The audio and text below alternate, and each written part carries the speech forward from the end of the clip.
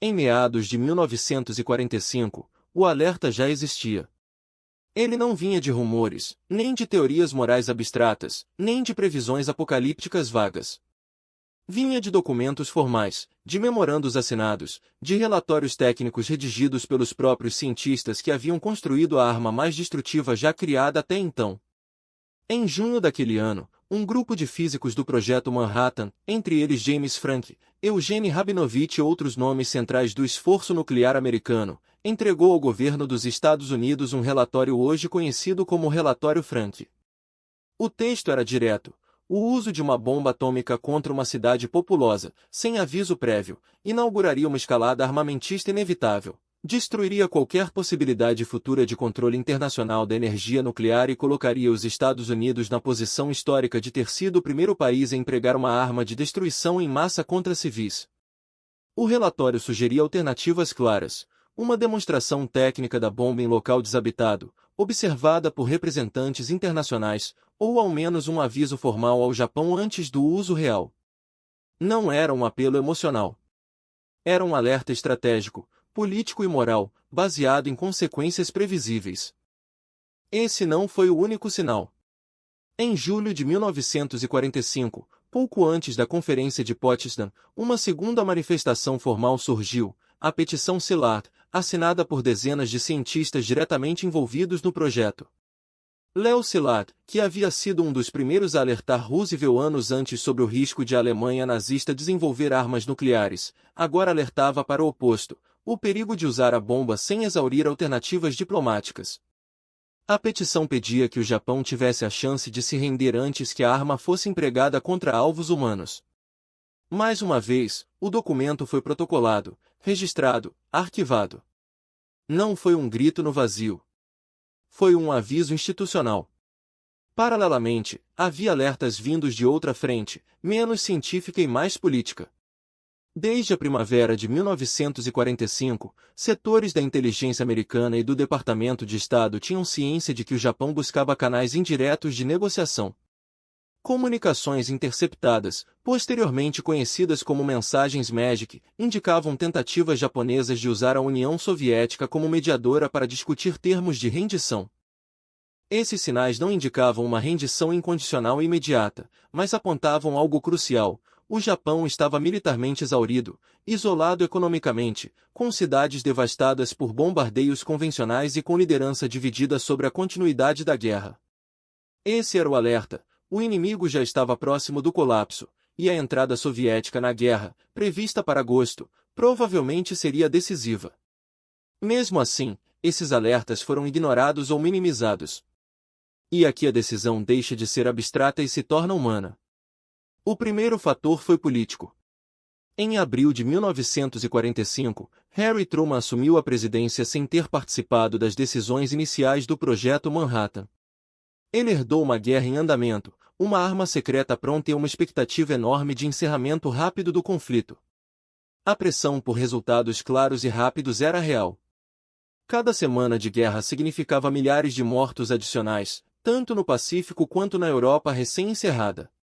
Dentro desse contexto, a bomba passou a ser vista não como uma opção entre várias, mas como a solução definitiva. O segundo fator foi o pensamento de grupo dentro da hierarquia militar e política.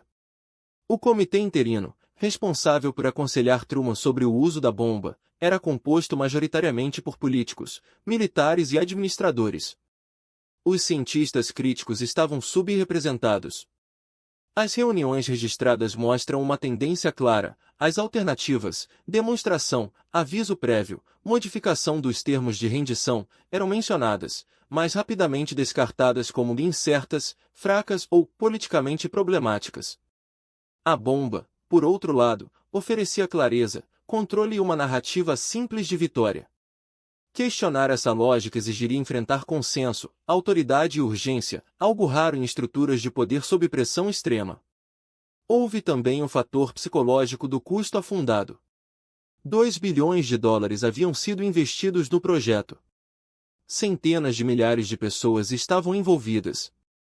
A arma funcionara no teste Trinity, em 16 de julho de 1945. Não usá-la passou a parecer, para muitos decisores, um desperdício quase inconcebível. O alerta científico dizia: o uso terá consequências de longo prazo. A lógica política respondia, silenciosamente: não usar também terá. E, entre riscos futuros difusos e ganhos imediatos concretos, a escolha foi feita.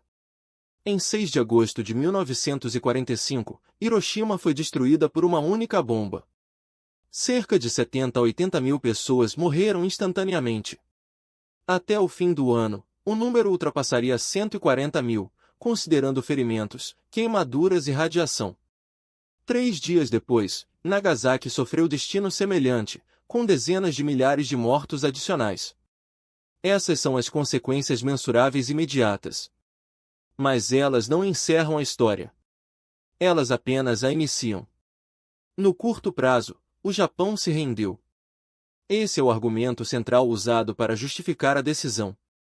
Mas os próprios registros internos americanos reconhecem que a rendição foi resultado de um conjunto de fatores: destruição acumulada, colapso econômico, choque psicológico das bombas e, crucialmente, a entrada da União Soviética na guerra em 8 de agosto de 1945. A bomba não atuou no vácuo. Ela não foi a única variável decisiva. Isso não é opinião retrospectiva, é análise baseada em atas do Conselho Supremo japonês e em relatórios militares americanos posteriores. No médio e longo prazo, a consequência ignorada pelos alertas científicos se materializou com precisão quase cirúrgica. Em menos de 4 anos, a União Soviética testou sua própria bomba atômica. Em seguida vieram Reino Unido, França, China. A corrida armamentista nuclear, prevista explicitamente no relatório Frank, tornou-se realidade. O mundo entrou em uma lógica de dissuasão baseada na capacidade de destruição mútua. Milhões de pessoas passaram a viver sob a ameaça permanente de aniquilação instantânea. Nenhuma dessas consequências foi acidental. Todas estavam descritas, com antecedência, nos alertas ignorados. Houve também a consequência humana prolongada. Sobreviventes de Hiroshima e Nagasaki, os Hibakusha, sofreram por décadas com câncer, doenças genéticas, estigmatização social e trauma psicológico. Esses efeitos foram documentados por estudos médicos internacionais desde o final dos anos 1940. Não eram imprevisíveis. Os cientistas sabiam que a radiação teria impactos duradouros, ainda que não pudessem quantificá-los com precisão. O alerta existia, ainda que incompleto.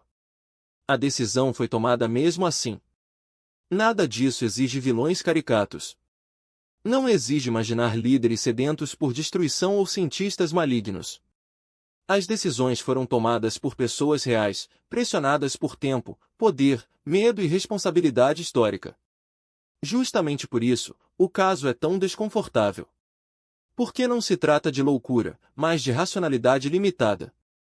De escolhas feitas dentro de estruturas que recompensam soluções rápidas e penalizam dúvidas profundas. O que torna Hiroshima e Nagasaki um exemplo definitivo de alerta ignorado não é apenas a escala da destruição, mas a clareza com que o aviso foi registrado antes do fato. Os documentos existem. As alternativas foram discutidas. As consequências foram previstas em linhas surpreendentemente diretas. Ainda assim, a decisão seguiu o caminho mais curto, mais controlável e politicamente mais conveniente naquele momento.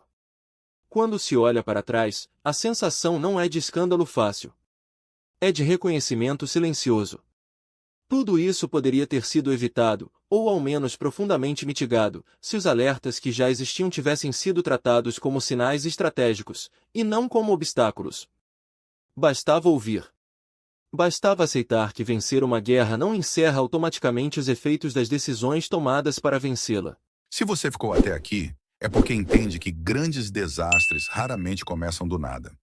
Eles começam quando um alerta parece exagerado demais para ser levado a sério. Se esse tipo de história faz sentido para você, este canal é exatamente sobre isso.